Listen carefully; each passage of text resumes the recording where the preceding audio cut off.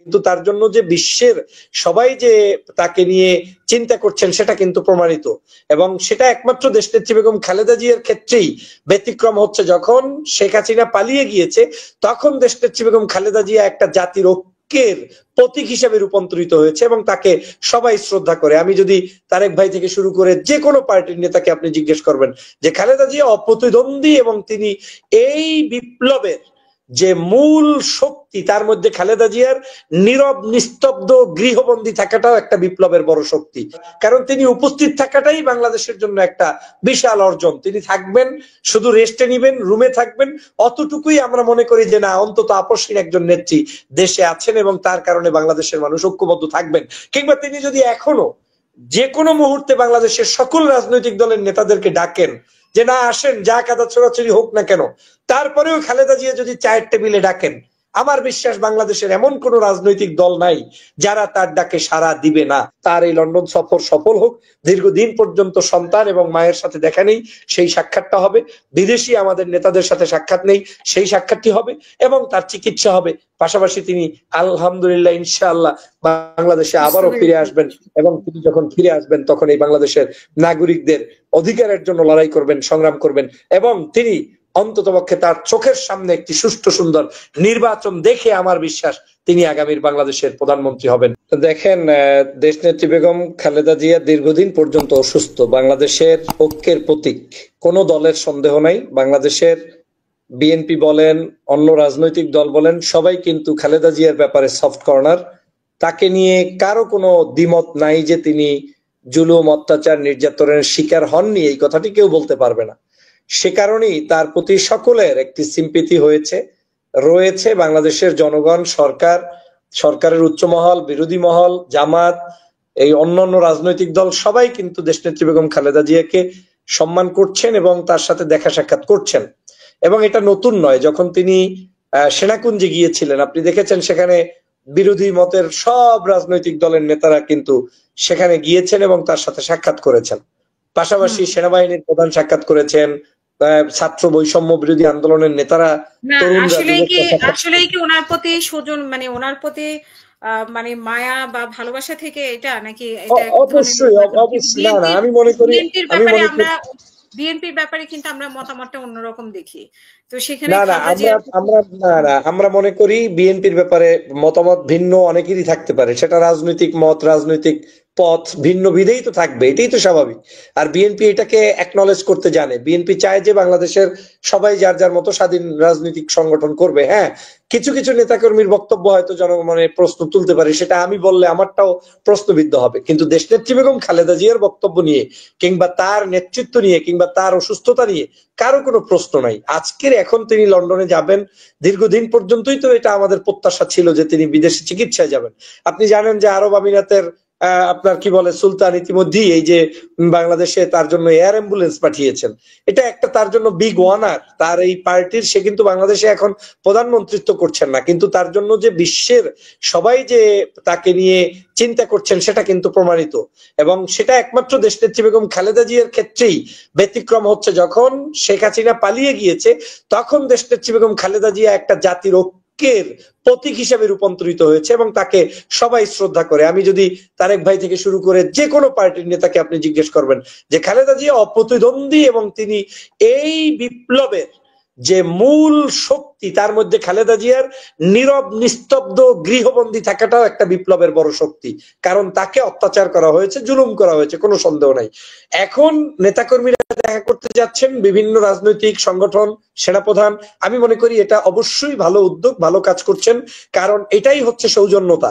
কারণ খালেদা জিয়া যাবেন, তিনি বয়স্ক হয়েছেন, একটা দূর পথে যাবেন, তার চিকিৎসার জন্য খোঁজ খবর নিবেন, তাকে সুচিকিৎসা করে বাংলাদেশে আবার ফেরত আনার জন্য বিভিন্ন ধরনের পরামর্শ দিবেন, এটা তো থাকতেই পারে।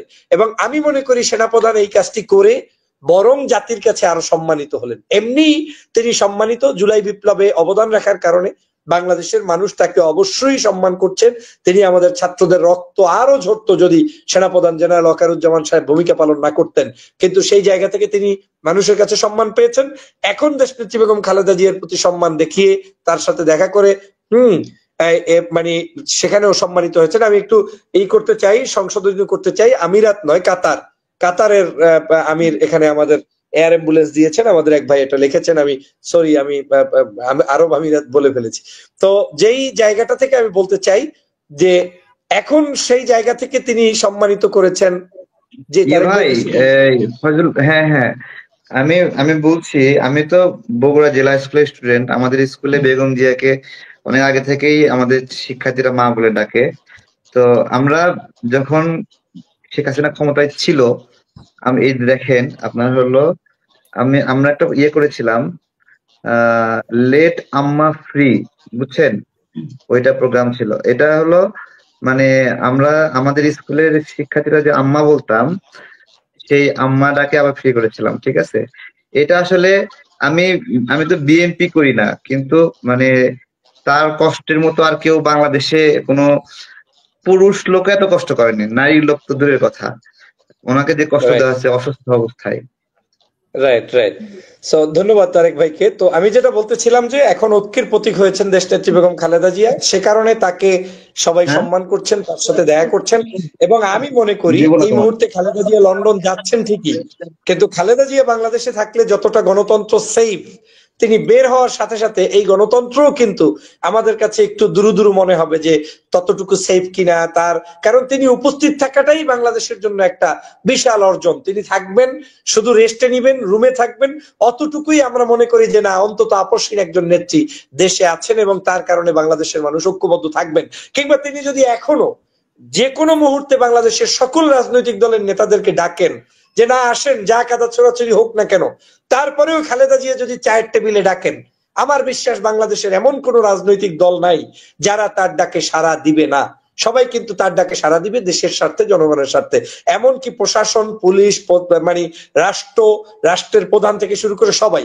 আপনি দেখেন ডক্টর মোহাম্মদ ইউনূস সাহেবকে ধন্যবাদ জানাই, তিনি কিন্তু সেনাকুঞ্জে তাকে নিয়ে অ্যাকনলেজ করেছেন যে দেশনেত্রী বেগম খালেদা জিয়াকে আজকের আমরা পেয়েছি, এটা আমাদের জন্য সৌভাগ্যের, সম্মানের। তার আশু রোগ মুক্তি কামনা করেছেন। তো সব দিক থেকে বিবেচনা করলে দেখবেন যে তিনি একটা ঐক্যের প্রতীক। অতএব তার এই সফরটাকে এদিক সেদিক মুড়িয়ে গেছিয়ে পেঁচিয়ে কথা বলার কোনো প্রয়োজন নেই। তাকে কেউ মাইনাস করবে, প্লাস করবে, এর কোনো সুযোগ নেই। দেশনেত্রী বেগম খালেদা জিয়া ছিলেন, আছেন, থাকবেন। তিনি তার জায়গা থেকে স্বমহিমায় উজ্জীবিত হবেন। আজকে নিশ্চয়ই আপনি একটা আর্টিকেল পড়েছেন বা লেখা, ছোট্ট লেখা, যদিও মানে তার লেখাটাই যে একেবারে মানে আলোকিত করে দিয়েছে এমনটা নয়, কিন্তু আসিফ নজরুল সাহেবের একটা লেখার মধ্যে তিনি বলার চেষ্টা করেছেন যে হ্যাঁ, দেশনেত্রী বেগম খালেদা জিয়ার কাছে শেখ হাসিনার বিষয়ে বহুবার তিনি জানার চেষ্টা করেছেন যে এত নির্যাতন, এত জুলুম, এত অত্যাচার, এরপরেও কেন তিনি একটা কথা বলেন না। খালেদা জিয়া থেকে কোনো উত্তর তিনি নিতে পারেন নাই। সর্বশেষ তিনি খালেদা জিয়া একটা কথাই বলেছেন, কোন শেখ হাসিনা নামও উচ্চারণ করেন নাই। তিনি বলেছেন আল্লাহর কাছে ছেড়ে দিয়েছি, আল্লাহ যা করবেন তাই। তো একজন দেখেন কতটা জুলুমের মধ্যে, অত্যাচারের মধ্যে থেকেও এতটা শক্ত হৃদয় নিয়ে তিনি দেশের জন্য লড়াই করেছেন, জেল খেটেছেন, এখন পর্যন্ত তিনি লড়াই করে যাচ্ছেন। এমনকি আমরা কথা বলি, তর্ক করি, আমরা এক এক নেতা এক এক ধরনের ভাষায় কথা বলি, ছোট কোনো দলকে প্রতিপক্ষ বানাই, অথবা ছোট দল আমাকে আগ্রাসীমূলক কথা বলে, কিন্তু খালেদা জিয়া কিন্তু দেখেন চুপ। এবং শুধু এটা খালেদা জিয়া না, এই জিয়া পরিবারের মধ্যেই এই গুণটা আছে। তারেক রহমান সাহেবের মুখ থেকে কোনো আজে বাজে বক্তব্য আপনি শুনবেন না। তিনি কিন্তু একদম নিউট্রাল জায়গায় অবস্থান করে বাংলাদেশের ঐক্যের প্রতীকে রূপান্তরিত হচ্ছেন। কিন্তু আমাদের দলের হয়তো আমার মধ্যে, আপনার মধ্যে, আরেকজনের মধ্যে অনেক কথাবার্তার মধ্যে অসংলগ্ন অনেক কিছু পেয়ে যেতে পারেন, কিন্তু তাদের মধ্যে নাই। এটা জিয়া পরিবারের একটা ক্রেডিট এবং তাদের একটা চরিত্র। আমি মনে করি তারা এই কাজটি সুন্দরভাবে করতে পারছেন বিধায় এখন পর্যন্ত তারা ভালো জায়গায় আছেন। তবে আমাদেরকে আরো সতর্ক হতে হবে। সর্বোপরি আমি দেশ নেত্রী, দেশ মাতা বেগম খালেদা জিয়ার আশু রোগ মুক্তি কামনা করছি। তার এই লন্ডন সফর সফল হোক। দীর্ঘদিন পর্যন্ত সন্তান এবং মায়ের সাথে দেখা নেই, সেই সাক্ষাৎটা হবে। বিদেশি আমাদের নেতাদের সাথে সাক্ষাৎ নেই, সেই সাক্ষাৎটি হবে এবং তার চিকিৎসা হবে। পাশাপাশি তিনি আলহামদুলিল্লাহ ইনশাআল্লাহ বাংলাদেশে আবারও ফিরে আসবেন এবং তিনি যখন ফিরে আসবেন তখন এই বাংলাদেশের নাগরিকদের অধিকারের জন্য লড়াই করবেন, সংগ্রাম করবেন এবং তিনি অন্ততপক্ষে তার চোখের সামনে একটি সুষ্ঠু সুন্দর নির্বাচন দেখে আমার বিশ্বাস তিনি আগামীর বাংলাদেশের প্রধানমন্ত্রী হবেন। সেই প্রত্যাশা ব্যক্ত করছি। আপনাকে ধন্যবাদ।